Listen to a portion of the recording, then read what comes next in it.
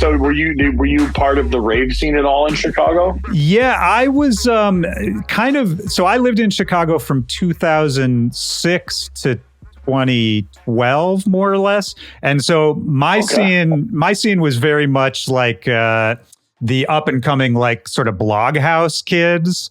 So you probably know me from my previous history. I used to be Paul Anthony. Oh, I absolutely know that. But how I actually know you is I grew up in Minneapolis, and I 100% saw you playing raves in the 90s in Minneapolis. Yeah.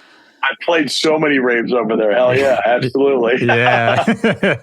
Minneapolis is a great. It's amazing that Jack is still a thing. Right? Jack Trash. Yeah. Oh, yeah. He's still killing it. Dude, I mean, not a lot of people made it out of there. You know what I mean? Right. No, like out of that scene. I think Devious One is like the only one who like blew up huge. I mean, Woody McBride early on, right? Like Woody McBride was the first people to find Daft Punk and whatever, right? Yep. This is gonna be a fun interview. Oh, dude, yeah. No, I've been stoked to talk to you, man, because I've been aware of you for a very long time, and I think we share a lot of reference points for sure. Where should we start? I mean, so we were just talking about like how I know you and these different eras of your career. And I think that's an interesting place to start, actually, because I think the Gettoblaster project is a rare project in my mind, because I think you get support from the underground and sort of the larger mainstream EDM scene somewhat equally. And I think that's kind of rare. And I kind of wanted to talk to you about that idea. I was wondering if my theory would be kind of that you do have this history in the game. You've learned from people who have been through it. You've been through it yourself. Maybe that allows you to sort of operate in both worlds a little easier. But I'd be curious to hear your thoughts about it. Yeah, it's actually pretty accurate. So I started off as a duo. Me and my friend Zach started Gettoblaster. Initially, I came up with the idea. Me and my friend Zach, he happened to be there when I was talking about it. He was very interested, and we were good friends. He had booked me for many years, throughout the years, as Paul Anthony doing, electro, disco house, all the stuff that I came up doing. But we decided to split in the last handful of months, just kind of going into two different directions. So that's about all I'll say on that. We're still good friends, all that, but it's funny though, because if you want to know the true story of like what the initial direction was with Gettoblaster, which it still is, it's very 90s influence. Like it's supposed to be like the parties you talked about, like at the studio, Q Studios, I think it was in Minneapolis or wherever. Like everything was very warehousey. Like the music was very tracky. It was borderline techno, but not really techno. It had more of a Chicago Jack feel to it. So the idea was to create this very rave warehouse sound, but at a tempo that made sense for house people, because techno people can always speed it up. House people are not so savvy to slowing it down. So the idea was to capture this cool warehouse groove, but make it house, and to kind of pound on a section of music that's missing out of house music. Because as I grew up, I loved all the Relief records, all the Trax records, all the DJ International records, all the IHR records, the dubby stuff. Like I liked all this cool stuff, like Joey Beltran, like Paul Johnson, like these cool vibes, but that just doesn't exist in today's time. Everything's overproduced. Everything is like, big, I call them band-aids, big buildups and white noises and crashes. And like, we were all on hardware when we started this. So my first initial idea is when I use a VST, like a plugin, like a synthesizer, instead of opening 30 of them, I'll write a line and I will export it and I will put it on a sampler and chop it up and then resample my synths, because I remember when I had an MPC 2000, an Access Virus Indigo 2, a Juno 106, I couldn't afford 30 cents. I only had 2. So if I wanted a lead out of the synthesizer, I had to sample the bass line to free it up. So I decided to keep my music simplistic, because simplicity makes you be able to go either way. So the question that you're asking though is, how do I cross over to both? It's interesting. I do, because like I'm going to use Future Funk as a reference point. I put that record, I made that record to shop to Relief Records. They didn't even turn it down. They didn't respond, which is odd because I'm friends with them. But I ended up sending it to DJ Pierre, who put it on his label. It did nothing. It had a big front page banner on Beatport, did nothing. And a year later, I got a message on social media saying, "Hey, did you know Solomon's playing your record?" And I was like, "Oh, wow, crazy, Solomon. Like, I don't play melodic house, but let's see what he's playing." So I clicked the video and I go to his Instagram. It's about 12 hours after he played it. 257,000 likes on this video. He's saying, "Thank you, Tel Aviv, for a great show." He's playing my record in front of like 100,000 people. Right. Ironically, 2 days later, I get a message from Patrick Topping. "Why haven't you sent me this record?" I was like, "I didn't know if it'd be something you liked." So I go, here's a copy. He's like, "Well, you took too long to respond to me. I bought it." So Patrick Topping was playing it. Not even a week later, it's in Martin Garrix and Tiesto's playlist. Mind blowing, because the record's an underground record. How it's crossing over to this many people, I'm not really sure, but somehow it's an instrumental record, so it will go in both ways. You know what I mean? So like the more dubbing and more instrumental, but I take this warehouse groove that used to not have a buildup and I add a buildup to it. My idea is to use the EDM snare rolls and big movements to warehouse tracks. So let's take the warehouse track out of the small warehouse and put it out to the main stage. That was my whole goal. Absolutely. Yeah. I mean, it must have been a crazy moment to have put that track out, a year or two earlier and have it resurface. Because my impression of you is that you're always making music. You're a very prolific guy as far as that goes. Do you think, looking back, is it just sort of a random, like, right time, right place? Is there something special about that track in particular? Specifically that one? At the time, no. It was just, I wrote a 3-tracker. I wanted it on Relief Records. They weren't vibing. And I love DJ Pierre and his warehouse vibe. So I sent it to him. I'm like, if I can't get on this label, I have a bucket list of labels that I want to be on. So I went down the list, and Pierre was next on the list. And had I known that was going to pop, I mean, I would have made it a single record, but I put Cake Pops on there and another track on there, which is really weird. Like I said, it wasn't something I planned. It was just, it happened. Yeah. And I couldn't strategize that if my life depended on it. Because when I try to strategize shit, it does, like, that was for Green Velvet. He didn't like it. And that ended up in everyone else's playlist, but other records ended up with Green Velvet. So like, for me, like, it's cool and it's weird because like, I learned, make music, put it in the world. It will do what it's supposed to do. Honestly. Amen, man. Yeah. And it makes me wonder too, like, before that happens and before, the Gettoblaster project like takes on this whole other life, around that time, where were you at musically? Where were you at in life? Because you've had such an amazing career. You've been doing this a long time. I wonder what your relationship is sort of over time to like the larger dance scene. Because while you're starting Gettoblaster and while you're doing whatever you're doing, there's, this EDM explosion. There's all this crazy stuff externally happening too. Kind of where were you at, like, mentally, career-wise at that point? So Bloghouse, let's go there. Sure. So when I moved, I had left Chicago in 2009 and moved to Denver. And I was doing electro, which I didn't even really consider it Bloghouse. I didn't realize I was a Bloghouse guy until me and my friend ZXX did a bootleg of a Millie with my Lil Wayne, and it's crashed every blog. Like, I had people say, "Yo, you broke my server." I was like, what does that even mean? I didn't even have a website at the time, so I had no clue. And they were like, "Yeah, we got so many downloads, we got flagged because we didn't have enough space on our website." I'm like, "Oh, that's a thing?" I didn't know. This is before like all you could download was a thing, and before there was SoundCloud and well, there was SoundCloud, but it wasn't really popular yet.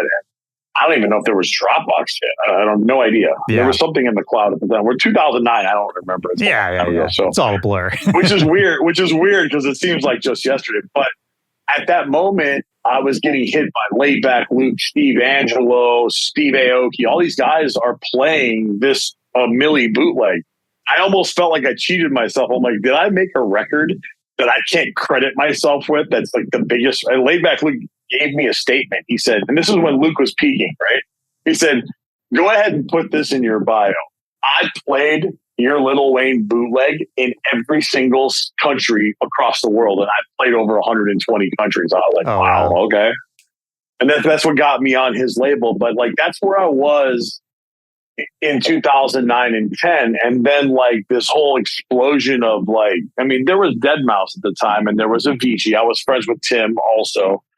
And this guy just got bigger than life. That was the first time I'd seen someone, Deadmau5 too. These two guys were like the first two that I've seen blow up to like huge stage act. Like I've never thought of a stage act outside of Daft Punk until Deadmau5, because he was the first, and which, I mean, kudos to their management and their whole team of coming up with the concept of having a stage show, because I think that took him further than his music did, to be honest with you, because dance music needed it. Yeah. You know, they needed a headlining act that had a huge stage show. Same thing with Justice. I think their article in Mixmag was, we don't even have a hit record, but dance music was ready for a rock star. Yeah. You know what I mean? Oh, absolutely, man. It's crazy. I remember, just because I know you know Chicago, when Justice did their first ever U.S. tour, they played Smart Bar. And I saw them at Smart Bar. If you see that calendar flyer, I'm on it. I did the day after. Oh, there you go. Of course. And it's so funny, man. And I just remember seeing them there. And that's when it really clicked to me that something was happening, like you're saying, because that energy, even at Smart Bar, which is, for anybody who doesn't know, I mean, it's a basement club in Chicago, legendary house music spot. But I mean, it's not that big. It's not like a crazy production room. And it felt like a rock show. Like it felt like, you know, people were losing their minds the same way they would lose their minds to see, like, I don't even know, Ozzy Osbourne or something. Yeah, that is a special room too. You're absolutely right. That's for the heads. That's not for everybody. That's room is for, if you get it and you appreciate it, you're going to get your mind blown in that room. 100%, man.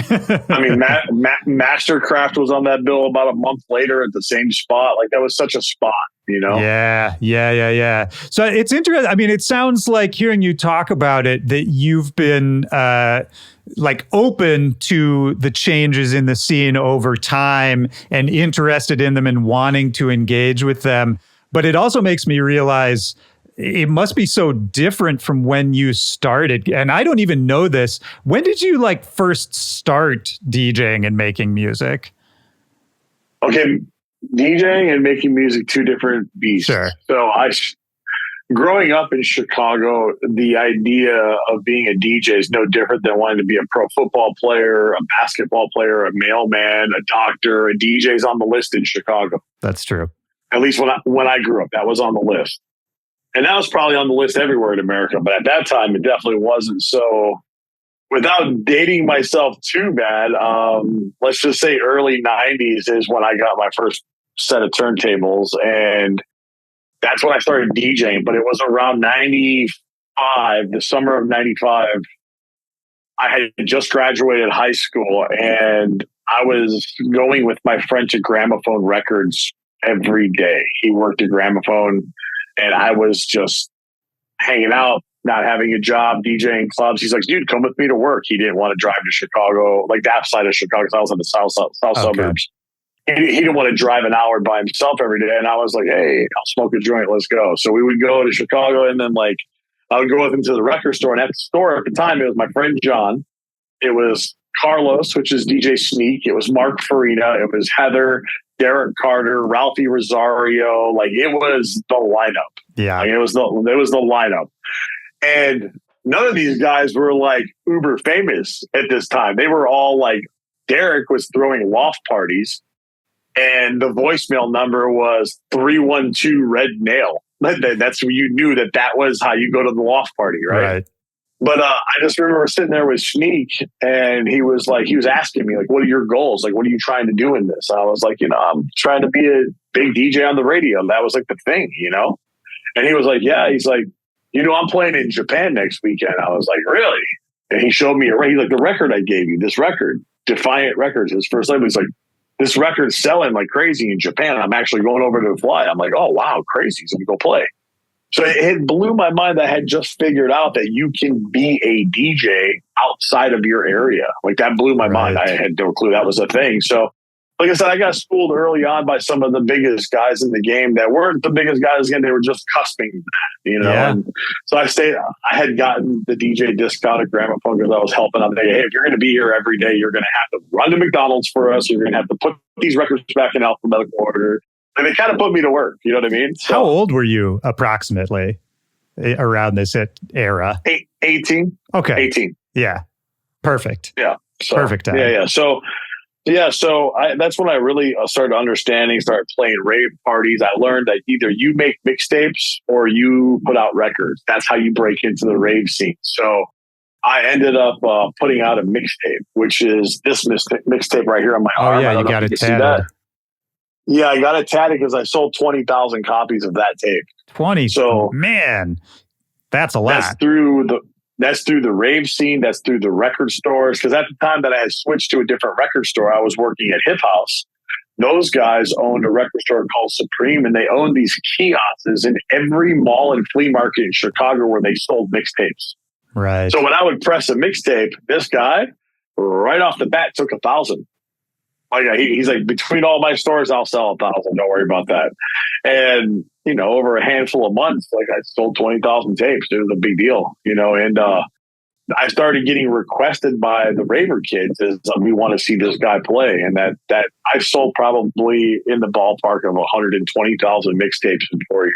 It's incredible, man. I love talking about this era because I think people who got into dance music later on, it's no shade, but it's just so different. And I don't think people understand about this time period that, I mean, it's a legitimate, beyond legitimate. It's like a great income stream.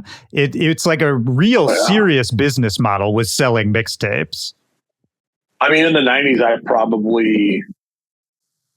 I made a lot of money on that. Yeah. I'm sure. I'll tell you, when I moved to Denver, I sold my record collection, which mark this down, that was the worst decision I've ever made in my entire life. I sold 25,000 records that I never paid for. That came out of mixtape money. But I would consign my tapes. I would get checks.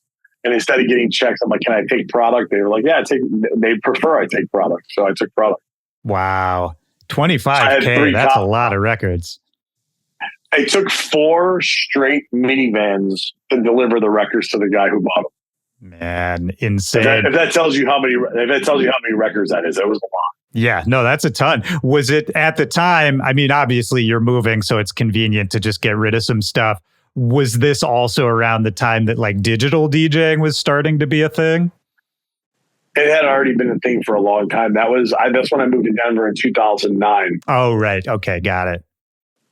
And it's funny because Michael Serafini at Gramophone makes fun of me because he's like, I'll be going through the register 5 years later, and he'll be seeing me buying Paul Anthony records or DJ Playboy records, because that's who I was early on. And he was like, are you really going to single-handedly buy your collection back one record at a time? I go, probably. I'm heartbroken. I sold it. Oh, man. So, I know that pain, man. Yeah, I sold a lot of my records, actually some of them to Gramophone back in the day when I was moving out of Chicago. And I still have a few. I have most of the gems left, but yeah, I kind of regret it too. And well, it's heartbreaking when you're selling them for 50 cents a record just to get rid of the bulk, and then you look on Discogs and you're like, wow, that record goes for $150. That's crazy. Yeah, there's that too.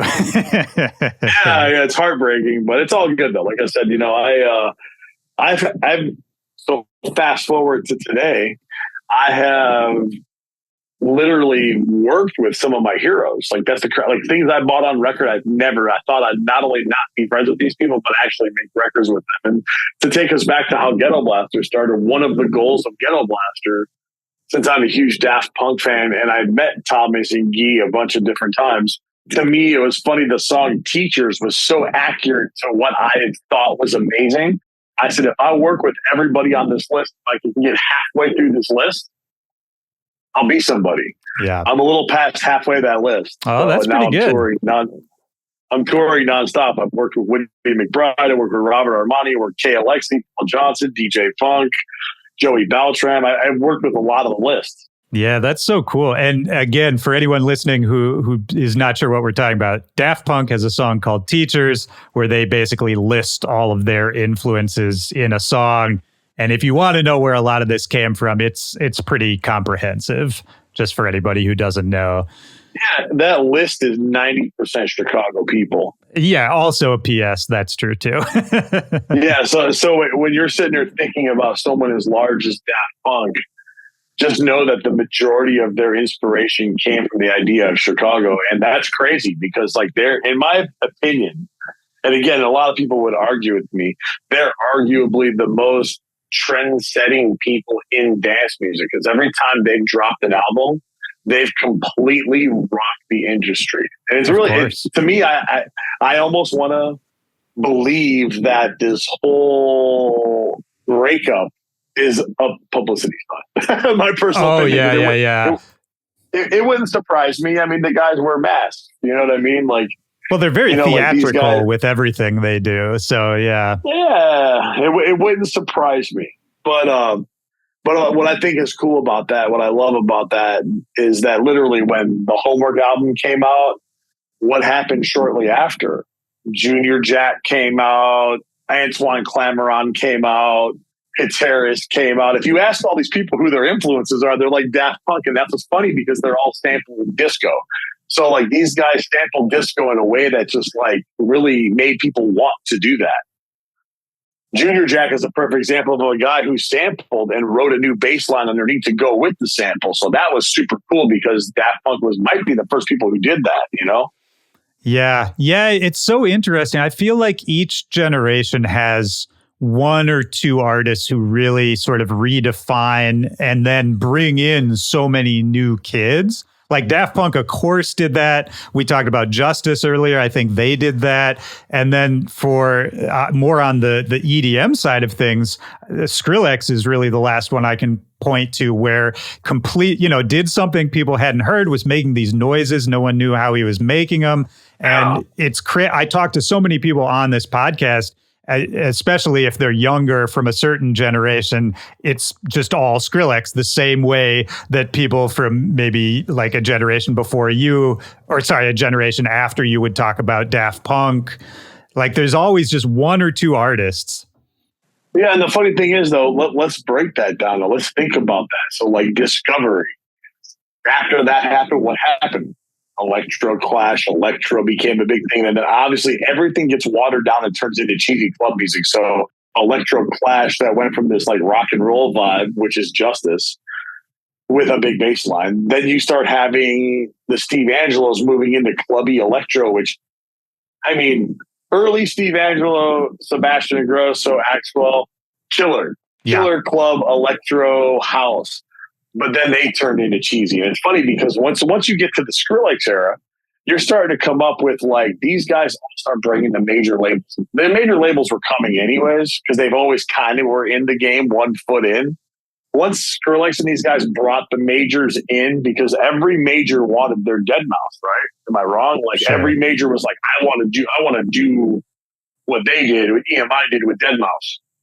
So, they got their Skrillex, they got their Dead Mouse, they got all these different people, and they're literally ruining the game, in my opinion, because you took this Beatport platform where in 2009, I clearly remember being number one on the chart and having 16 other records in the top 100, along with Stupid Fresh, Lazy Rich. Like I can go down the whole list of these electro guys that were incredible. The Mighty Fools, like we can go down the blog list, too, Tommy Sunshine, like it keeps going. But long story short, what ends up happening is, all of a sudden, Skrillex is 1, 2, 3, 4, 5, 6, and then there's 7, 8, 9. And like, how did this guy just like take over? And we didn't realize at the time, because I was baffled. Like I'm spectating this because I'm touring the country. I'm spectating this like baseball cards. I'm like, how the fuck did this guy take all the spots in one day? I've never even heard of this guy. Music was cool, but literally the majors were behind it. We're putting big money behind the marketing of a guy on an independent website. Game changer. Like the majors came in and swooped it up and kind of killed the underground for a while. But how long can you be mainstream without the underground coming back? Right now, Lick and Dip in LA is throwing the warehouse parties. You have Redline in Chicago. Like, the underground illegal parties are back. And like, you can be manufactured and festivals you want. I love playing festivals, but I really like a dirty ass warehouse, to be honest with you. Like, oh yeah, well, lie. I think that makes sense given the roots of all of this for you. I mean, I was curious too, like those early, just because I love talking about Chicago stuff, like what were when you started going to parties, you're a teenager, maybe late teens, early 20s, or maybe even earlier. I don't know when you started going to parties, but like, what did that look like for people who weren't there? Was it mostly warehouses? So it was a lot of warehouses when I went to my first couple. My first one I went to was at an expo center. It was large. Like Sneak invited me to see him play at Harvey Expo Center, which was also the classic Photon Arena, the laser tag arena. It was like a 3-room party. I probably played the biggest party there that ever happened. But before that, clearly I had just been doing clubs. And this guy was like, come see me play here. I'm like, a rave party? In your brain, you're like 90210 rave. So I'm going to see sex and drugs and naked people. That was my oh, for sure. Yeah. Because I was sober. I didn't do drugs. I drank. Like, I had a couple of drinks, smoked a couple of joints, but like, to this day, I've never done ecstasy, actually. Me neither, actually. Yeah. Yeah, it's just crazy. I felt that, and the reason, I don't know what your reasoning being, but my reason is I fell in love with this at such a pure age that I felt like if I were to do any of that, it would alter how I feel about it. And I don't know if it'd be worse or better, because right now I love it. So why ruin it? That's interesting. I can kind of relate to that. Yeah. I mean, I was very much a pure kid, if we're going to say, like, I wasn't like always getting into trouble. I definitely wasn't like drinking and smoking or anything young. And it was the same thing where I just loved it so much. I was so fulfilled by the music. I was like, well, I don't need anything else. Like, it wasn't even necessarily that I was worried that I'd ruin it, but it almost like, I just didn't even think about it because I was like, oh, this is amazing. I don't really need anything else. No, man. But you know, the funny thing is, though, because I was a DJ the whole time, I understood why somebody who doesn't DJ might need a pill to enhance it. You know, like sitting in front of a speaker stack, eating a pill, and the way they describe it, I'm like, you know what's crazy? They go, what's that? I go, that's how I feel when I drop the record for you guys. Like, I feel the same way. In fact, it might feel better, actually. Like, yeah. It's the best feeling in the world. I talk about that all the time. But yeah, I mean, that's what it was. That's a better way to put it. My drug was just the music. I already had my drug, you know? Oh, yeah. And it's crazy, like, you know, like, well, even that era, you know, I started getting popular with the mixtapes, played a bunch of warehouse parties. And I remember my third party, it was a mistake. I was supposed to play the third room, but it was the old Marshall Fields warehouse. So they were busing kids into the loading dock, shutting the doors so the cops wouldn't see it, letting out, 50 kids at a time until there was, 3,000 people there. The main room was the first room, but it was kind of small and dingy. Then you go to the second room, which is the loading dock, and the third room was this 200,000 square foot warehouse, but roped off so it was supposed to be smaller. Right. But the kids walked in and thought that was the main room. So all 3,000 kids packed into this third room because it had the space, and they tore the little dividers down. And the main guys, Rolando from Underground Resistance, T-1000, all these guys played to like 50 people. But I played to the 3,000 people, and I got a tap on the shoulder halfway through my set, and it was Paul Johnson. And he rolled up on his wheelchair with DJ Skip, and he was like, yo, man, I keep hearing you're the new Paul in town. He was like, so I brought you a stack of promos, bro. He gave me 5 records. I played them all on the spot. And when I came off, he was like, man, that was a dope-ass set. We need to do this together. Do you want to do a back-to-back sometime? I was like, sure. So the group Boogie Tribe at the time was getting ready to throw their biggest party at this point. Richie Hawtin had just got his ban from America lifted. So they did the first Dex Effects in 909 tour. They had so they had their own room in the laser tag arena. They had John Aquaviva playing a 4-hour set before him. So you had John for 4, Richie for 6. Then you had the Planet of the Drums tour in the middle room, which was like Diesel Boy, AK-1200, Dara, MC, Messini, and a whole bunch of people. Yep.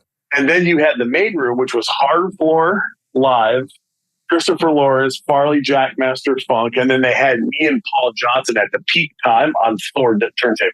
Wow. So I literally that must have been wild.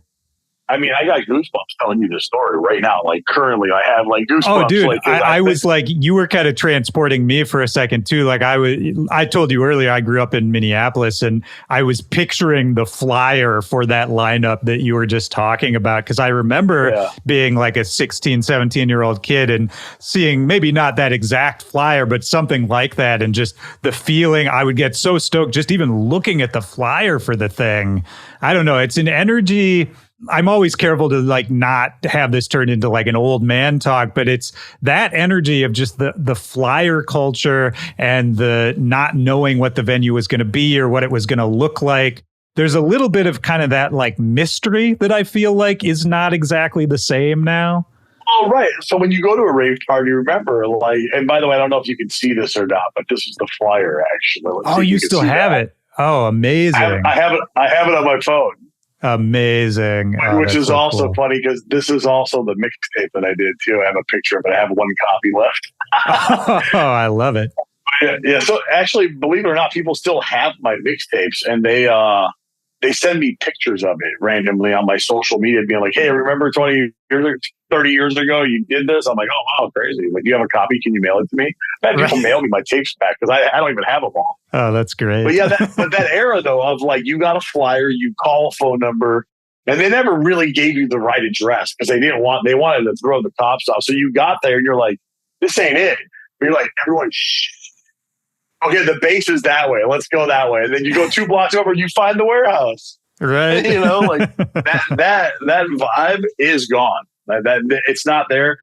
I'm about to do an album called Acid Ice Cream.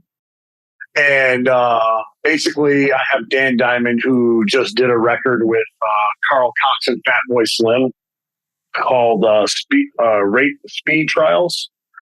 Dan is a very good storyteller. He's done records with John Aquaviva, DJ Godfather, now Fatboy Slim, and now he just did Role Models, which just came out with Fatboy Slim.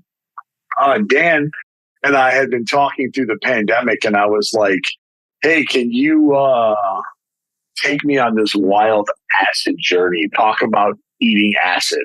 And the guy, I mean, I can't wait to play this record, but this guy's like, he's like, you know, there was a time way back when you'd get this piece of paper and it would be your favorite president or your favorite cartoon character. You didn't know what it was, but you put it on your tongue. He tells this whole story that makes you feel like you just ate acid, which I've never even eaten acid, but I felt like I did listening to this vocal. And I wrote this crazy acid track and I got a chance to really search that avenue. So I'm doing a bunch of acid tunes and warehouse tracks that go along with the album. And like, with Dirtybird, I relicensed my record with DJ Funk. I get that record. I licensed my Tear the Club Up. I did it with Mad Villa on Desert Hard. So I'm putting some of my favorite tracks that I did with Bad Boy Bill and a few other people, along with like some rave tracks, good solid acid tracks. And I want to throw a party in Chicago based on the idea and premise of this, where you got to call a voicemail number. That's how you're going to go to the party. And it's going to be, even if it ends up being a venue, and we make you walk through the alley, it's going to be a different entrance. You're going to feel like it's a rave. Yeah, I love that, man. That sounds great. It makes me want to ask you too. This is sort of a separate topic, but just because you mentioned it, since you started Gettoblaster and since Solomon plays the track and it blows up, like you've been so prolific with it, and obviously you've been prolific your whole career, and you've worked with a bunch of great labels that you mentioned. Dirtybird, Confession, Defected, Black Book. And you have your own label as well, right? Yeah, I have two. I have one that I don't really use anymore, which is called We Jack. And then I have Aliens on Mushrooms. Right. Yeah, I couldn't think of the name, but I knew you had as well. My question here is like, what is for you, like, how do you see yourself in the scene today? How do you see Gettoblaster? Do you? Oh, there's the logo. Nice. I'm not advertising, but you know, we're selling T-shirts. By the way, I've already sold 2,000 of these things. So if you want a T-shirt, man, I'll follow me on social media. I'll mail you one. Don't worry about that. Oh yeah, I would love that. I love that. Yeah, anyone else hit me on socials. The old mixtape hustler still in you. Hey, bro, I got boxes of records here. We started in a vinyl version of the label. So we do something called Aliens on Wax, actually. So right now the first one is a record by DJ Sneak called Getting Ghetto, and it's an actual record. So yeah, you can pretty much get this record anywhere that they sell records. Like they're in Germany, England, Chicago, Detroit, LA. They're all over the place. Anywhere where they carry house music, you can probably find this record right now. I like the sleeve too. That's a cool, like, you know, different font logo design. Yeah, when you look real close, it's actually a series of fonts. Yeah, that's what I mean. It's like, all the different changing ones. It's a cool design. Yeah. Thanks. I appreciate that. I was just trying to grab something so when you're in the record stores, it's always like you can see that a mile away. So yeah, 100%.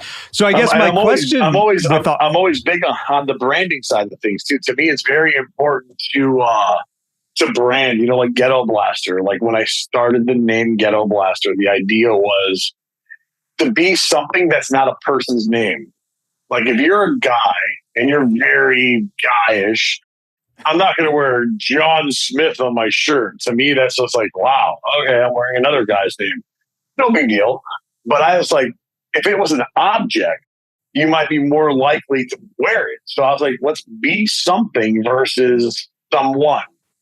Sure. So love boomboxes, the Daft Punk story of like they produced their whole first album on a boombox, aka Chicago people called it a Gettoblaster when we were breakdancers.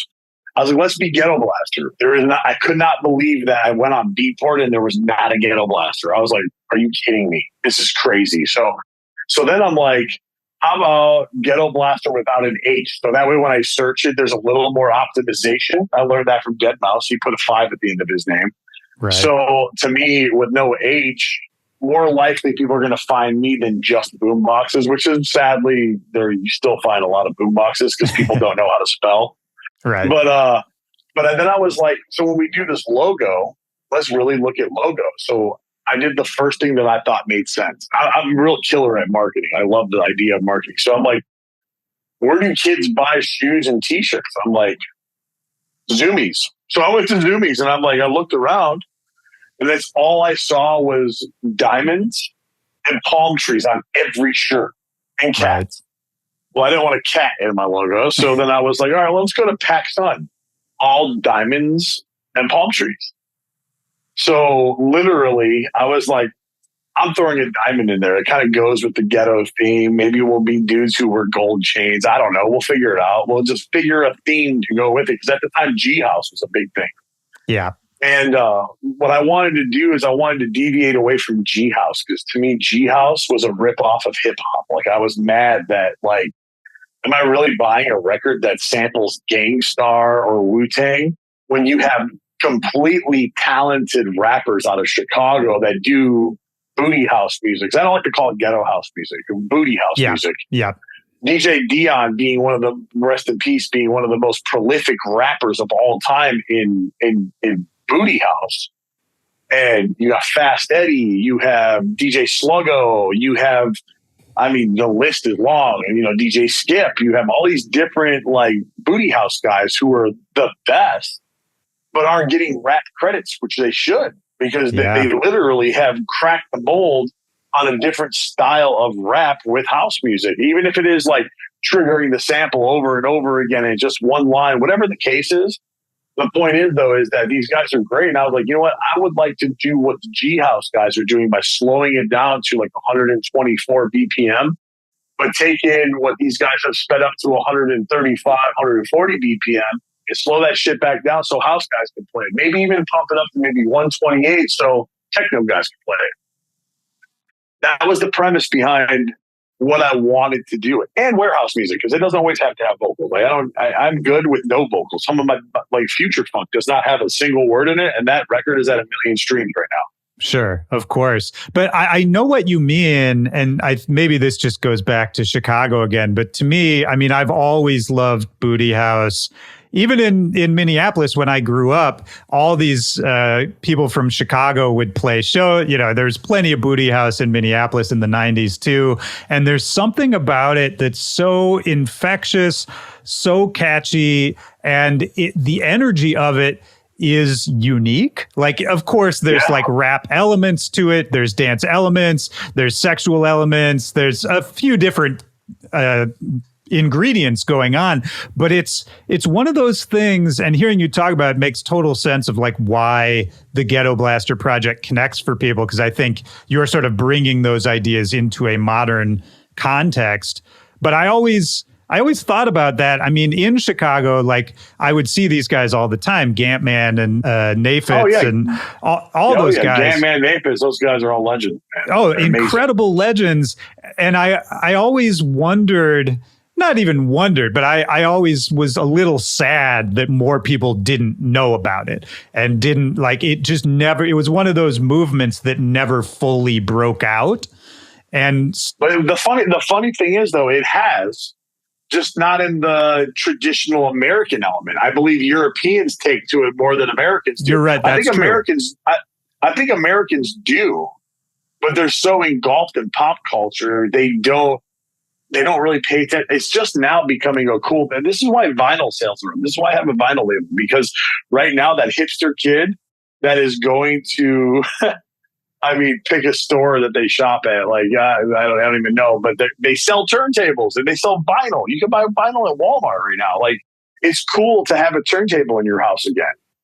Yeah. So it's cool to be underground again. And these guys are the kings of the underground, so much to where they've been licensed. Like, I think DJ Clint was licensed by, I forgot what the rapper's name in Detroit is, some huge rapper there licensed his record, and the numbers I was hearing were astronomical numbers for licensing. Oh, and good. Like DJ Dion, before he passed away, Chance the Rapper had sampled him, and they settled for a really large amount of money also. You know, and to me, like, that's where I always saw my boys going. Like, there's nothing more that I want to see than DJ Sluggo getting sampled or collaborating with like Kendrick Lamar. That should happen. The music is too similar to one another to not happen that way. They should happen that way. Like, I believe that one feeds the other. Like, the hook that are in Booty House are tremendously better than any rap hook you'll ever have. And then the rappers have really intricate verses. So they're putting these two together. Incredible, bro. Like, I just imagine, back that ass up, back that ass up, back that ass up. When I back that ass up, of course, you know, it makes sense. Yeah, absolutely. The Booty House is the catchiest slang phrases there are in the culture.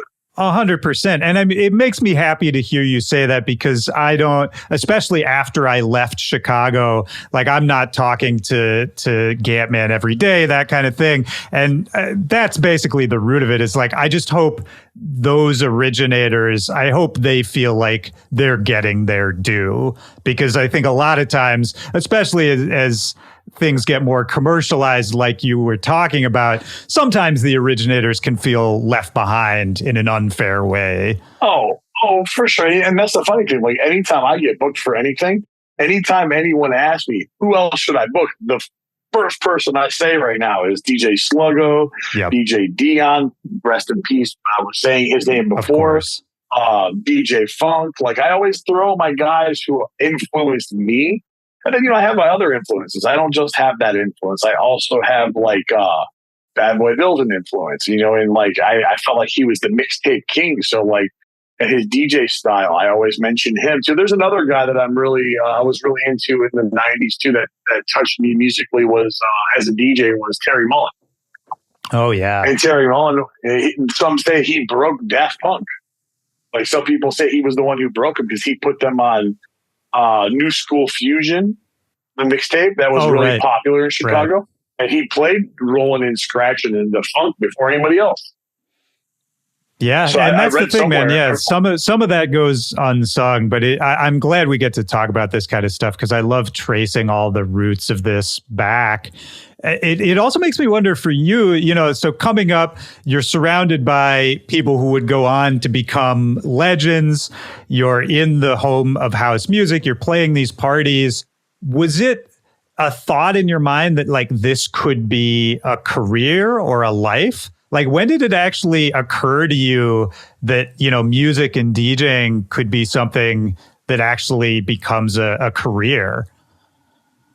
In 97, when I was working, actually 96, when I was working at Home Depot and was doing taxes, and I was like, so I made 50 grand this year here. I made 70 grand DJing. What the fuck am I doing? Like, I'm going to work tired every day. This is crazy. Like, how about we just get rid of that 50 grand, buy my own insurance, and just call it a day? So that's what I did. I just decided to like go balls deep in this because I was like, if I actually spend all my time doing this, I should make up that 50 grand and get bigger. And I did. Yeah, no, of course. And it sounds like you've never had a problem figuring out the business side of it, even from, those early mixtape slanging days. Never thought about it, really, to be honest with you. It was crazy, like, how it all unfolded for me. Because, like, when I finally got booked for my first rave party, it was Live on the Decks 2. It was Nigel Richards, Christopher Lawrence, Dimitri from Paris, Frankie Bones. It was a bunch of people. Wow. I just remember that I was booked. So I didn't know. I didn't even know these people were looking for me. Back then it was message boards on websites. So Pure, which is no longer in existence, was the biggest promotion company in Chicago at the time, had a chat board.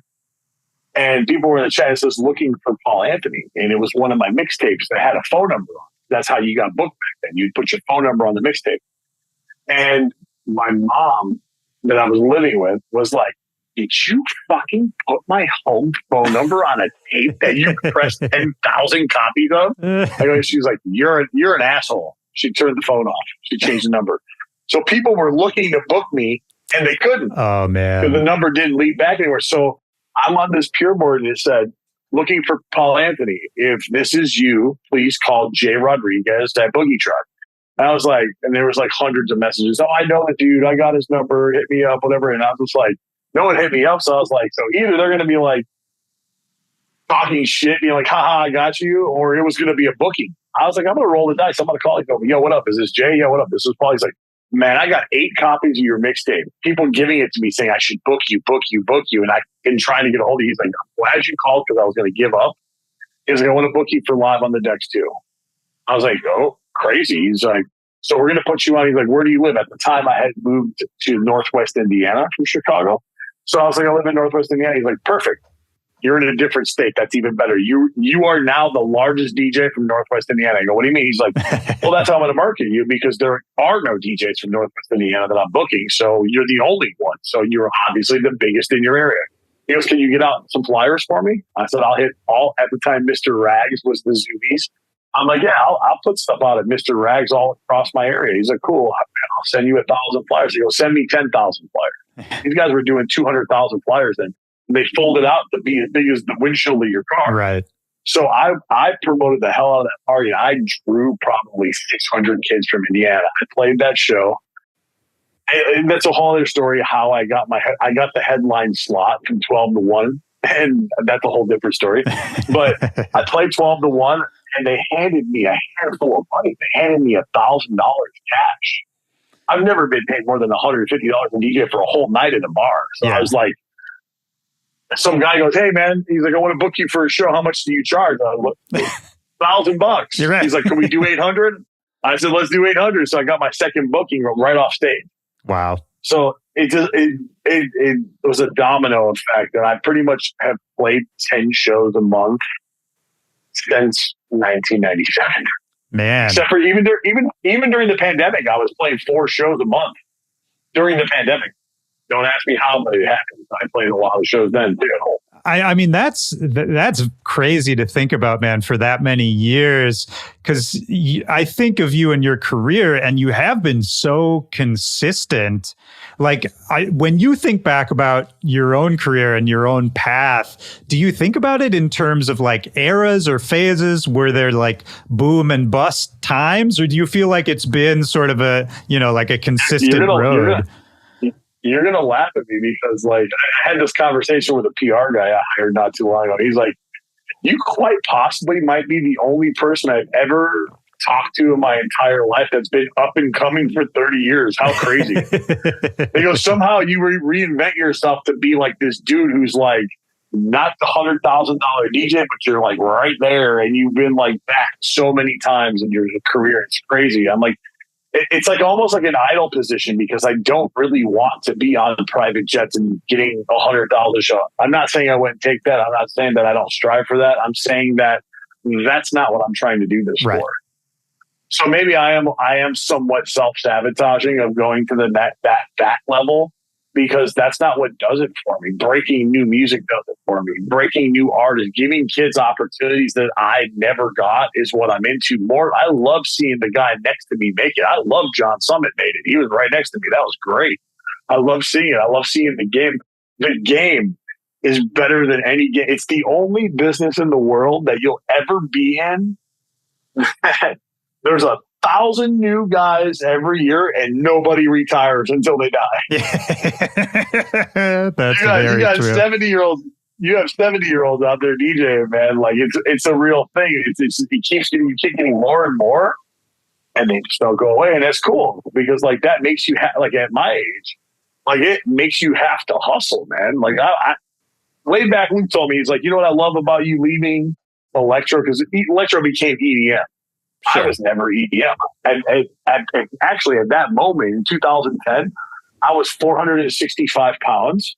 I was smoking 3 packs of cigarettes a day, and I was like a big dude. I lost 200 pounds at that, by the way. But in the EDM world, it became this pop thing where they weren't looking for the fat old guy. They just wasn't it, So I, for health purposes, I got healthy and lost a bunch of weight, but I'm also like, I may wear a $300 t-shirt to my gig now, but it's just because I like the fabric. It's not necessarily that I like the $300 shirt. I'm not trying to be this like pop guy.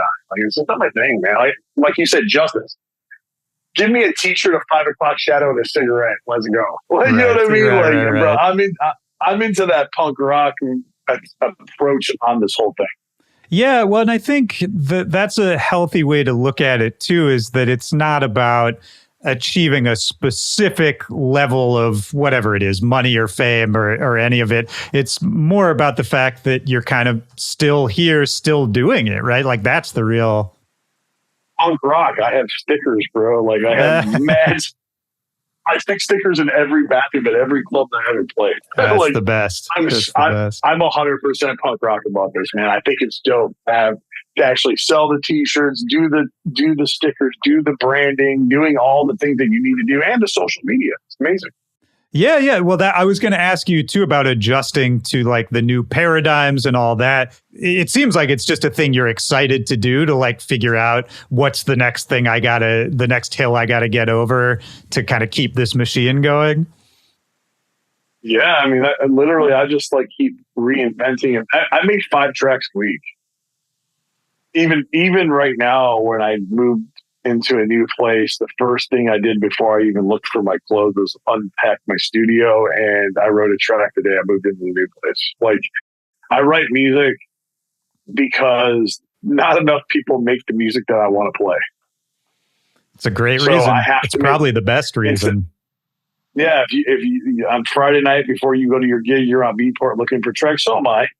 But I know that I have 4 new records that I made that nobody had. And you're over here spamming my shit at the party. You're like, what? And it's like, yeah, not available. It's never. In fact, 80% of my catalog will not be available ever. So it's not for everybody. I love that, man. And that is an old school mentality that, you keep some for yourself. And there's still a lot of wisdom to be gleaned from that. I mean, this is a question I ask a lot of people. I'm particularly interested in your case. At this point in your career, what is it that keeps you going? What is it that keeps you like excited and happy and energized to keep this whole thing going? I mean, making new music, hearing new music that inspires me, there's artists right now that I think are absolutely incredible that should have been in the '90s. Like DJ ADHD is one of my favorites. I don't know that person, never They're talked great, to that yeah. person. Their music, if they were around in 1998, I don't even know if other people would be popular. Like, that guy is incredible, and but that, that's the kind of music that goes with my music. You know what I mean? So I like Josh Caffey's another one. Like, that's incredible. Lauren Flax, who's from my era in the '90s, like, she is also an incredible producer. She's become an incredible producer. Like, I don't know if she was producing earlier on in her career, but I know she was DJing a lot. Yeah. And now the music she's putting out is phenomenal, and obviously all the legends, I still into all their stuff. And some of the new stuff I'm into, I edit a lot of stuff though. Like, if I play like one of these new school guys records, sometimes I'll edit it so it fits my set better. Yeah. Minus the crazy EDM buildup. I'm old school, man. Like, I require 4 decks to play. I loop. I create buildups with the effects on the mixer. Like, I don't need the build. I like making the buildup for kids who don't know how to DJ, but like, I'm good at doing it live on the spot. Like, I like to loop a lot of stuff. Well, I mean, a lot of this sounds like, man, the condensed version of that answer sounds like you're still kind of just being a kid, like finding new music you're excited about. I think that's very valuable. I think a lot of people who have done it as long as you have kind of lose that excitement along the way somewhere. And technology has made it to where I can't get bored. I'm so excited to learn new shit. Here's a good one for you. You've been DJing for a long time also. Like, obviously you played records. How many records could you take with you to a gig? Yeah.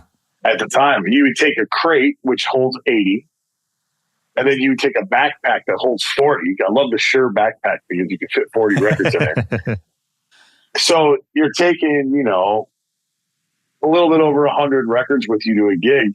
My flash drive is 2 terabytes. I could take 52,000 records with me. Are you kidding me? Yeah. I will out DJ anybody. I had to figure it out with only 80 titles. Now I got 52,000. Watch out. That's exactly right.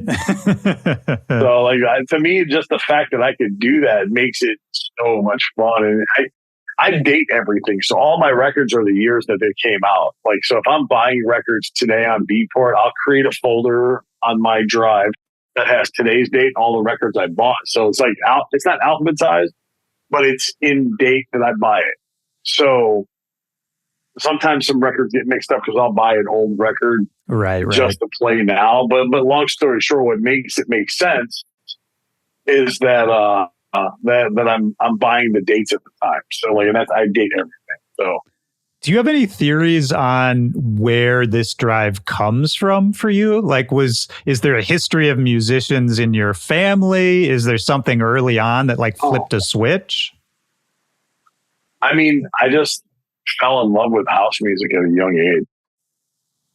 Like, legitimately, it was on the radio. You couldn't get away from it in Chicago. You'd be searching through the radio station. As a kid, I just remember my dad was like, "What do you want to hear on the radio?" And I was like, kept turning, and I heard some weird beat, and it was going Farley, Farley, WGCI, honk 3 times if you hear me. They used to get fined because the city of Chicago would honk the horns. It was crazy, you know what I mean? But it was it was the things that you were to me, it just stood out to me. And then like I said, it was just culture in Chicago was house music. So I liked it. It was something different. I was always into something different.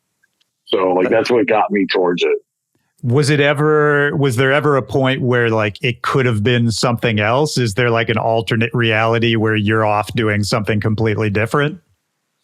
I mean, I started when I was 12, so this has been my reality this whole time. Essentially, I grew up with house music. I always tell people, they're like, "Why do you still do house music?" I'm like, it's the only thing in my life that has been loyal to me, that has given me more than I've given it, and it's never done me wrong. It always makes me happy. It always makes me meet people. It takes me to different places. There's so much that I've gotten out of dance music outside of just the pure enjoyment of it there's no way that I could ever even contemplate doing something else. Like this has just been my life since I was a kid. Even when I had a job, I was at work thinking about this. Like, you know what I mean? Right. So how I could do this more. You know what I mean? and it came to a point where I was really popular in the rave scene, and you couldn't play raves anymore because the raves got shut down, and they getting booked out of town. You had to be a producer. So I almost learned how to make music just so I could DJ. Right. Yeah, that's so interesting. And then the music I fell in love with initially was like, you know, it wasn't even being made anymore. So that was another reason why I started toying with it. Like in the modern era, is the like new paradigms of production also something that's interesting and fun for you? Like there's always, you know, new technology, new ways to flip it, new ways to make music. Do you enjoy that part of it as well? Yeah, I mean, I'm in software, and you know, I download new plugins and VSTs all the time to get different stuff and different ideas. But for the most part, I still make my sound the way I make it. I like to use all classic drum sounds. I like 909s, 808s, like anything that like the Lynn drum set. Like, this is the aesthetics of all my stuff. And then what I do is I mix and match and distort, you know, the drums and layer them differently. But I use the aesthetics the same, but I like to use new sounds to go with that. So there's an underlining that will never change. Clap 20 in my drum pack. It will never be any other clap. That's my favorite clap. I'll pitch it up, down, layer it, and clap 20s in every track. I don't know why. There's in my packs, I make my own sample packs, which I also do sample packs for other companies. Like I have one on Tool Room right now. I have one coming out on Black Octopus. I know Sennheiser asked me to make a sample pack because somehow my sound, it sounds weird to me because like it's a hybrid of like 5 things, but my sound has become its own thing. And that's how I got the Signature series on Tool Room. Tool Room's like, you have a very unique sound and people ask for the ability to make tracks like you. So we want you to do a sample pack. So kind of crazy how that came about, but yeah, I mean, it makes sense to me, man. We were talking earlier how you enjoy the marketing side of it too, and it's something I think people don't always think about, but that's almost like sonic marketing is using like a limited amount of sounds that even if people don't know anything about production, there's something subtly that like connects a lot of your work because they do hear a lot of the same sounds sort of used in different ways, different contexts, and I think that's part of what makes people feel connected to what you do is that like sonically, even though obviously you're always, you know, making something new, there's something in it that like connects a through line with all of your work. Yeah, 100%. I never understood that because I do like to do sampled records. I do like to do original records. I do like to do some progressive records. I'm all across the board, really. But the one thing I had learned when I started this project, because I mean, dude, I was Paul Anthony, I was the Funk Monkeys, I was the 40-ounce Prophets. I've done trap music. I've been on Dipla's Mad Decent label. I've been on Eric Murillo's Subliminal Records. I've done so much different stuff. I've done like the trap remix of the Deadmau5 record as the 40-ounce Prophets. Like that was a number 1 on Beatport. I took Skrillex out of the number 1 spot at that time. I mean, I'm sure a lot of people have done it over time, but specifically we had a release on the same day and I crushed it. And that record actually, I have a copy of it actually. It's nice. Funny. That record actually hit number 1 on Beatport and stayed in the top 100 on Beatport for 367 days, a little bit over a year. They actually printed it on vinyl. They printed it on vinyl too. Nice. So it was Melly Fresh and Deadmau5 called Sex Slave, and it was the 40-ounce Prophets remix. So, dude, I'm gonna go listen to that after this chat. Yeah, it's crazy. And like I said, you know, it's like I've done so many different sounds that the one thing I wanted to do with Gettoblaster is try to give it a signature sound. And I think I accomplished it. It's got the analog drums and it will always have that, but it will be different variations. Well, I love it, man, because I said some version of this already, but it's it's like a fresh take on a classic sound. So it's, especially for me coming up in Chicago as you did, like, of course I love all of the little references you're putting in that maybe everybody doesn't catch, but it really does work in such a mainstream way as well as an underground way. And I think it's pretty rare, man. I mean, this is approaching what I was talking about earlier when I was listing all these different labels you've worked with. And where does it go from here? Like, do you have a larger vision for what you want to do with Gettoblaster? Oh yeah, for sure. Well, a funny thing is, like, look at the Dirtybird record. The whole reason me and you are on here right now is because of the Dirtybird record. Think about that one. It's got my drums. It's got Nathan Barato's synth. And the idea came from a parking lot. I was at a festival playing in Dallas. I came out of the festival, went out to eat with some friends, ended up sitting next to a guy who was an Indian musician. We were just talking about music. He's like, yeah, I do music too. I'm like, oh, cool. What do you do? He's like, I do Indian music. And I'm like, oh, cool. What do you do? And he was like talking about the instruments he plays, the singing he does. He goes, what's real big is I battle. I go, you battle? He was like, yeah, it's like scatting. And he's like, it's a combination of like scatting and beatboxing. And he's like, I was like, whoa. I go, hold on. I grab my cell phone. I go, record. Can you do that in my phone? So the dude does it. He did it in my phone, and the Pioneer app, the DJM REC, you can download it for $10 for it's a great app. Use. Great app. Yeah, that I literally recorded it with compression at a restaurant, and I took that sample. I started chopping it up.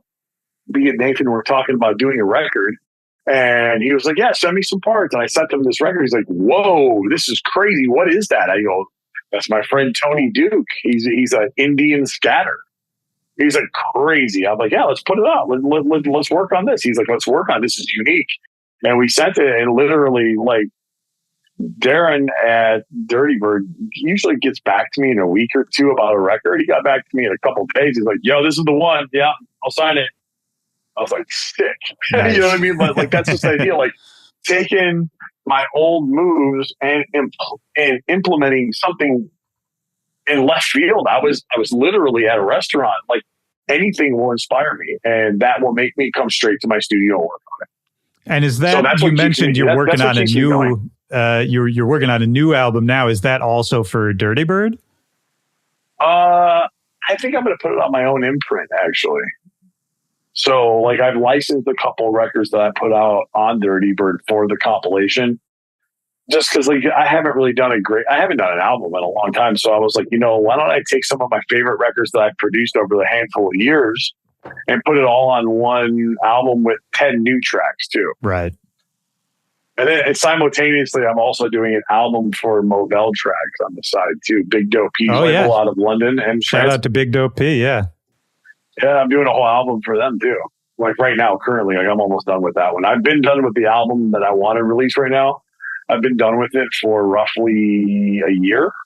I just haven't gotten all the paperwork done. So it's finally all done and it's all ready to go. Now it's waiting on me. But I signed a bunch of singles in the meantime. So this last month, I had a release coming out on Mean Edge's label, Cuff. I had one come out on Riva Star's Snatch label with my friend Mikey V. And then I had one come out on Hugh Gell's label with Make the Girls Dance. He's like one of the biggest Latin house producers in the world. Right now. I know him for sure. Yeah. And then we had the Dirtybird one lined up. And right now coming up, I have something coming out on Cuff. I have something coming out on Sweat It Out, Yolanda Be Cool's label, the biggest label out of Australia.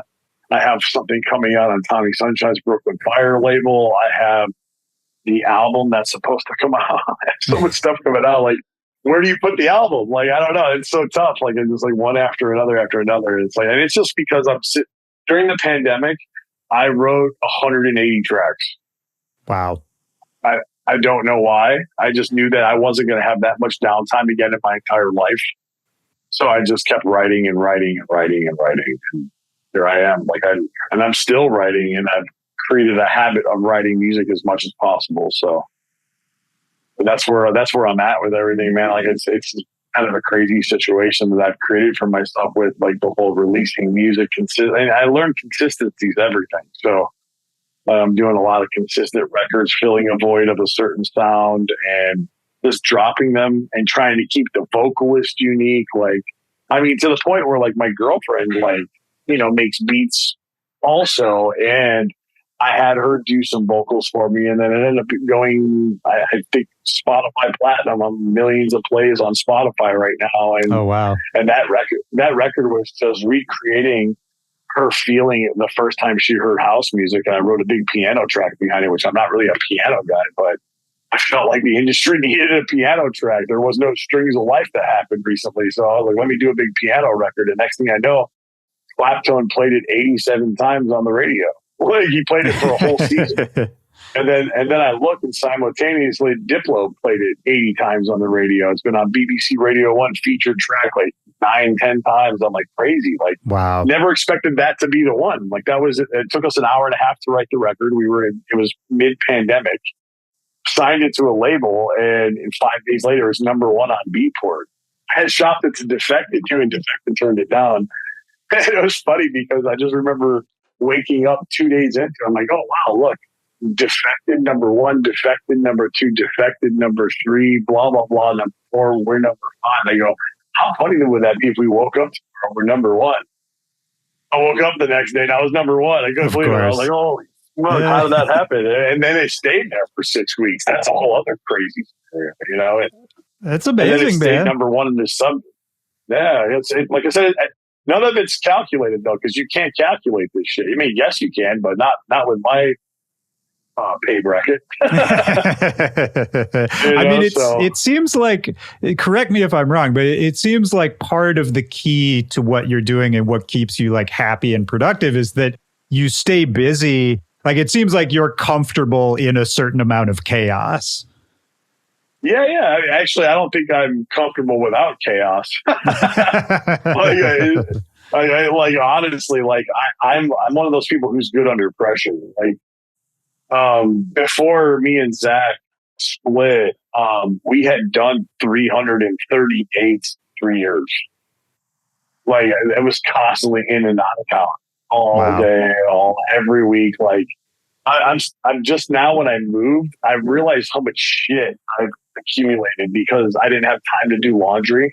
I counted 800 baseball caps in 3 years. Wow. I bought a ridiculous amount of baseball caps, shoes. Like, it's funny because you're on a move and like, you don't think, I'm a bigger dude, so I don't have time to shop all the time. So if I do see something, I'm like, buy 5 of them. You know what I mean? Like, it's kind of crazy, but that's how you are on the road. Like, you buy clothes on the road. You don't have time to laundry. Like, the whole lifestyle is just crazy in general. So like, I think there's not a dull moment. It's weird when I do have a weekend off. I just look at my girlfriend like, what do we do? I don't even know, because it's like, when it comes to friends, all your friends work Monday through Friday at a job, and Saturdays, Sundays are their days off. And my job is dead all week, so no one wants to hang out. So I end up writing music, and then the weekends I'm gone when my friends want to hang out. So I'm ruined every actual real friendship I've had because I can't go to the barbecue. Oh man. That is something I talk about with, yeah. I talk about that with people too. It's like, there are certain choices you have to make. And that's part of why I asked about like an alternative path earlier too. I always wonder, especially for people who are lifers like you are, like, I feel like one as well. And a lot of people we know, I don't know. It's a weird thing where sometimes you feel like you're sort of observing the world, but not living in the world. You know what I mean? Yeah. Oh yeah, totally. And it's crazy. It's crazy with that feeling too. That's one thing that's kind of cool though, is no matter where you land, after doing that many cities, like, you have a friend everywhere. I do have friends in the industry in every city. So like, if I'm stuck in, Chile, Santiago, Chile, I have friends there. Or if I'm stuck in, Bulgaria or Munich, Germany, I have a friend in every city. That's the one cool thing about music. I love that about music, is it's actually connected me to the whole world like a spider web. Yeah, 100%, man. Was there anything, other than the 8 million releases you have coming up, anything you're doing right now, working on, that you're really excited about? Anything that's like really getting you going? That's a fun question. I have like a lot of collaborations I'm working on right now. and each one has something unique differently to it. That's that's the one thing I'm really excited about. But I'm really getting ready to launch. I've been doing parties, Aliens on Mushrooms parties, and I've done them in Miami for Miami Music Week. I was living in Michigan recently, so I do parties there. But then I had a residency in Las Vegas. At Disco Pussy, I threw some there. I threw some in San Diego. I'm trying to create a party. Well, I'm not really trying. I've created a party that I started in Detroit at TV Lounge. Was the first one. I did it as a collaboration with Paxahau, the guys who do Movement Festival. Oh, sure. I love the idea of Elro. There's nothing cooler than watching the biggest confetti blast and the most fluorescent colors happening when Richie Hawtin's playing, or something serious, that's not meant to have this crazy colorful. So when I think of Richie Hawtin, Dingy Warehouse, One Light on him, the biggest sound system you ever heard. I don't expect all this crazy color. You know what I mean? So I'm like, man, that's a mind bender. So what's missing in today's time? If I were to put into, and that question was asked to me, what is missing? I'll tell you what's missing. When I would go to a party, like you said, the excitement of not knowing. It's at a warehouse. You don't know where it is. You don't know who's going to be there. You just know the acts. Sometimes you don't even know the acts, but that excitement's not there. And looking at all the kids wearing angel feathers or painting their face or just dressed normal, that element is gone in today's society. So I was like, how do I put this back in the club? Elro does a pretty good job, but they've gotten too big. So I'm looking for this mid-sized party where that was the idea behind Aliens and Mushrooms. I was like, at the time I was living in Michigan, mushrooms got decriminalized. Right. Aliens have always been a part of rave culture. So that signifies the aliens is the part that was fun and candy about the party. I was like, let me put these two words together. Aliens on Mushrooms. And ironically, when I launched the idea of the label, they declassified Area 51 and everything that's happening the same month that I decided to do this. So my T-shirts are just flying. People want this shirt. They don't even know what the fuck it is. They just want it. So like I said, I created the hype on that. And I was like, so now if I go to Amazon, I could buy inflatable aliens any time of the year. And there's such a huge UFO alien culture that everybody has seen a UFO, thinks they've seen a UFO. It's such a fun thing. Let's make this a theme party. I want this party to be so cool that I don't book a DJ. The DJs beg to be played. They want to play that party because they know that is a crazy fun party.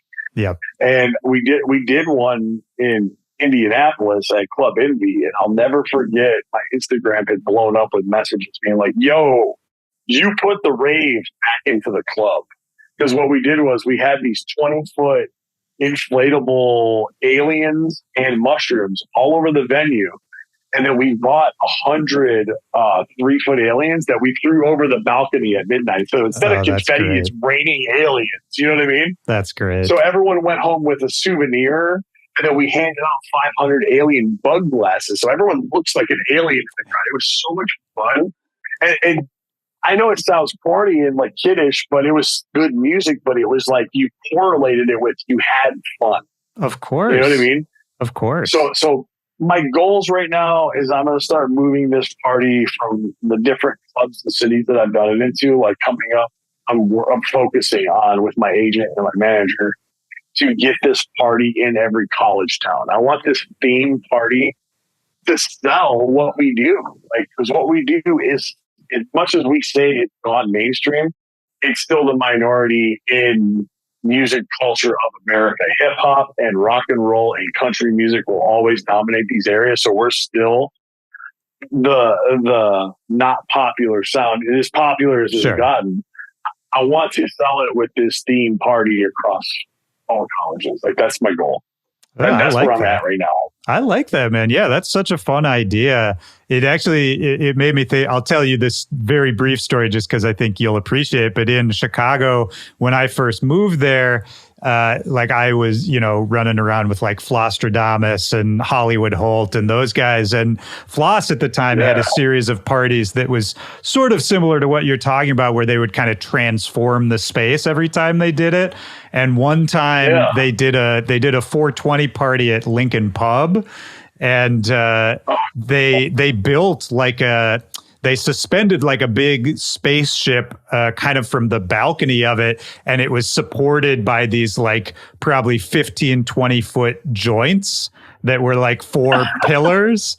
And the joints were actually smoking throughout. So like smoke was coming out of them and it was surrounding the spaceship. And I don't know why, but and it was Lincoln Pub. So it only holds maybe 300, 400 people. But also everyone there remembers that night because of that atmosphere. You know what I mean? Yeah. Yeah. And that's kind of it. Like, I just want people to go home with the souvenir. I'm a big believer of that. That's why every show I'm either tossing out t-shirts or giving away stickers, because I want you to go home remembering something from that night, and that's a big thing. I think that theme party will help grow what we're doing. And the label itself too. So I have an idea with the label. The label's meant to be the legends and new school people at the same time, not just one or the other. Like, some of the labels concentrate on having all the hottest new guys, some concentrate on all the legends. I'm like, man, I want this kid to know who this guy is, and I want him to work with him, and I want him to admire the young guy, because the young guy knows how to do the social media the way he does it. And these guys can learn so much from each other. Yeah. So like this release, I have DJ Sneak, and then the next one I have Nate 08 from San Francisco. This guy's only been in it for a few years. This guy's been in it for 3 decades. Like, they could learn so much from each other. Like, it's unreal. Oh, that's such a cool idea, man. I love that you're doing that. And that makes me think about what we were talking about earlier with like the booty house guys and the originators of a lot of these sounds, and how to keep them in the conversation and in the scene and, keep them around. I think that's so smart, man. And like keep them getting the love they deserve.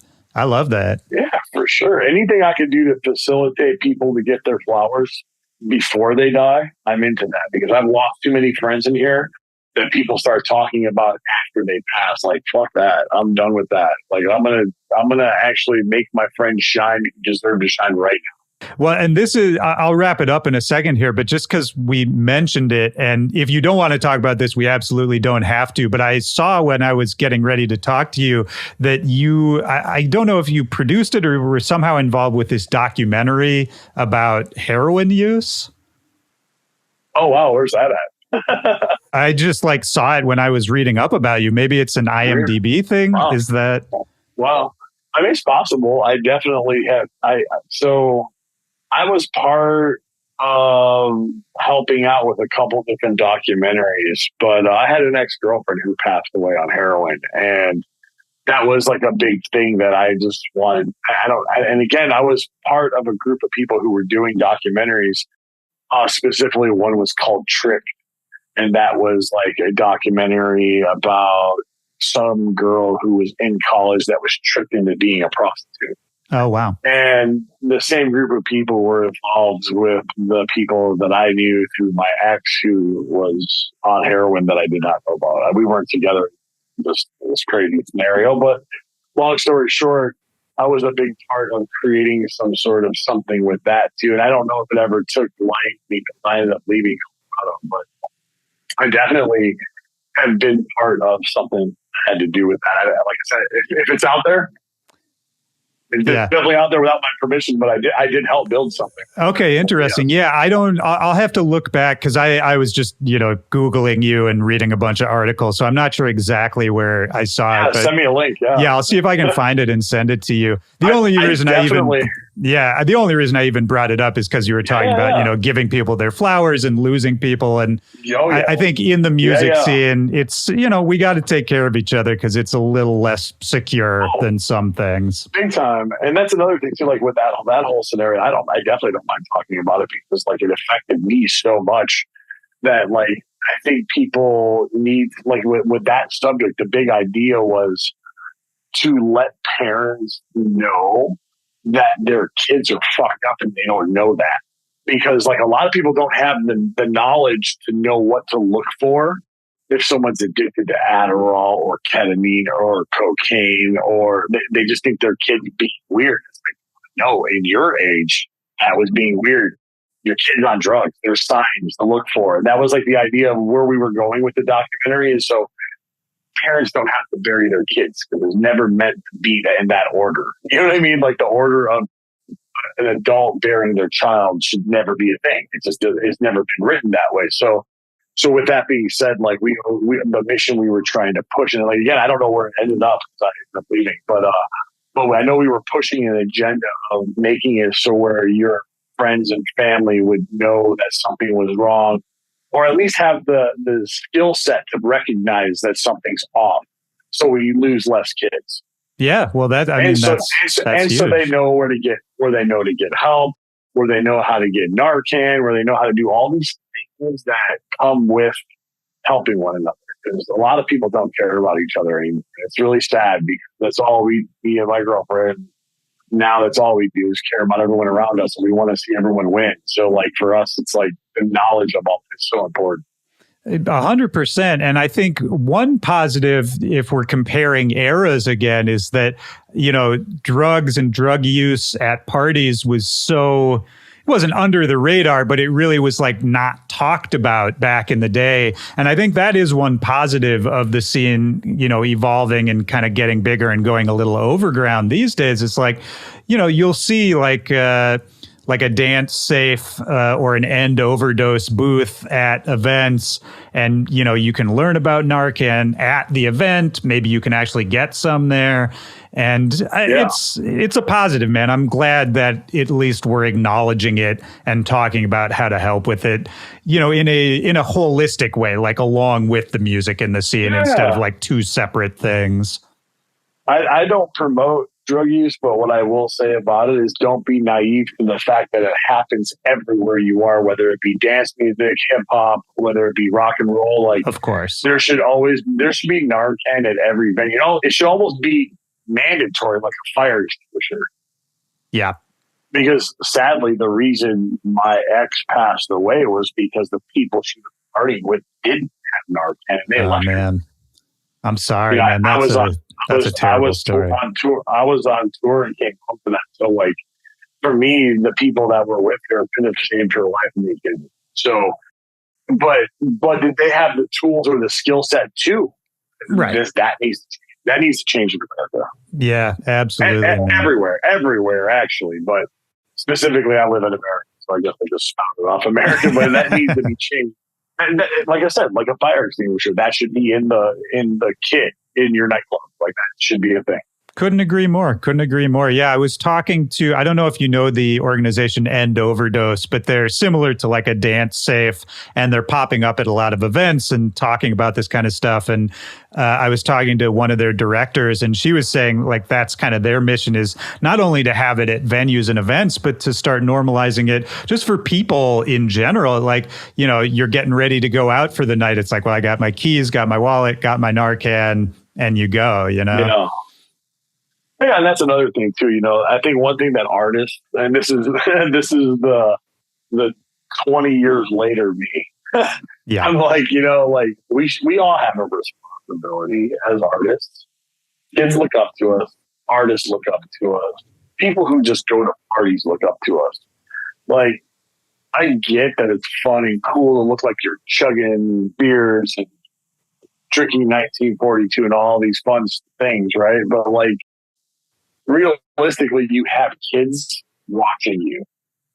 Don't be naive to the fact that they're not mimicking you or trying to be you. You need to set examples. If you're going to party, you have a green room for that. You have closed doors for that. Like, that shouldn't be the main focus of being a performer. Like, when Madonna's on stage, you don't see her doing lines of coke or pushing 1942. You know what I mean? Like, and to be naive that the DJ is not that these days is crazy, because we are.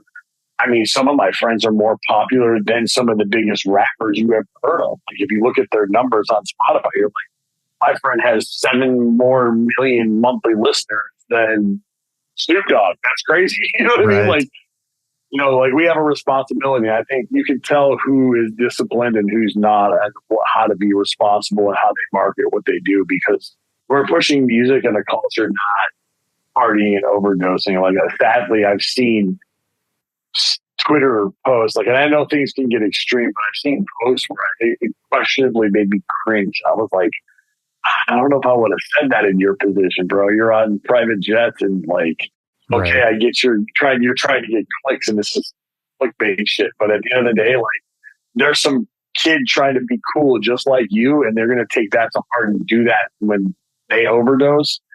You're responsible for that. Yeah, absolutely, man. Absolutely. And I don't know if I have more. No.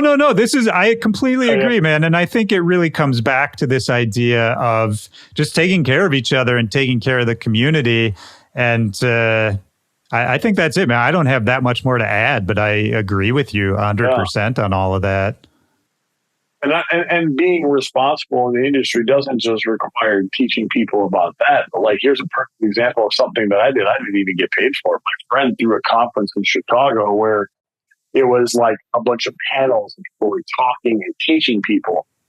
I donated my time. I drove to Chicago. I don't even use Ableton, but I know my program so well that I can sit there with Orville from Ableton and explain to him how to make a track. So at the time, I had the Tool Room sample pack come out.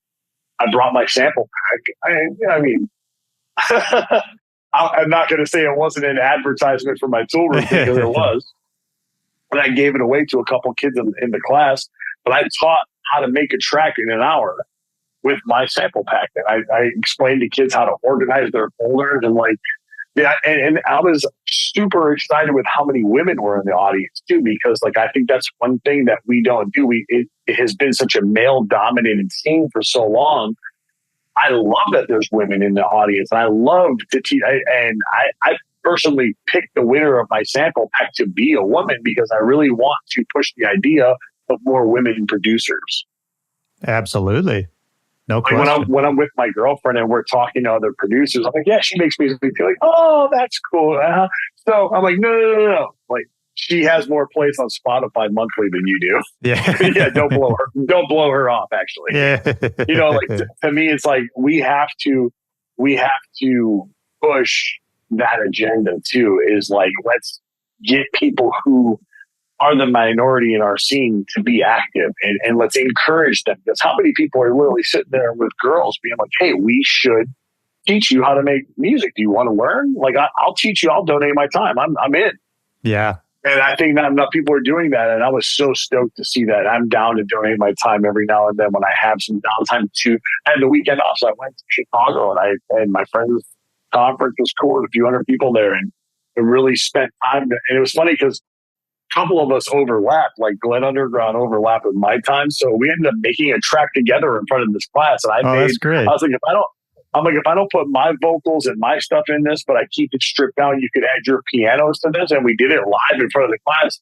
I still have people email me, hey, are you ever going to release that track? I'm like, oh, no, we did it. That was just to teach you something. You know what I mean? Like, but that, to me, that's cool. Like, I love that. I think it's all about, giving back, keeping participating at whatever level you're at.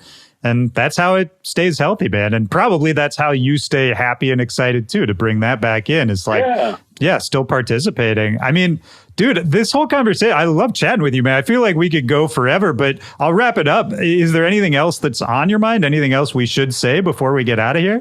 I mean, honestly, not really, man. Like I said, I can talk about dancing forever. I'm real big on including everybody in the culture because, like, it has grown to be all of our cultures.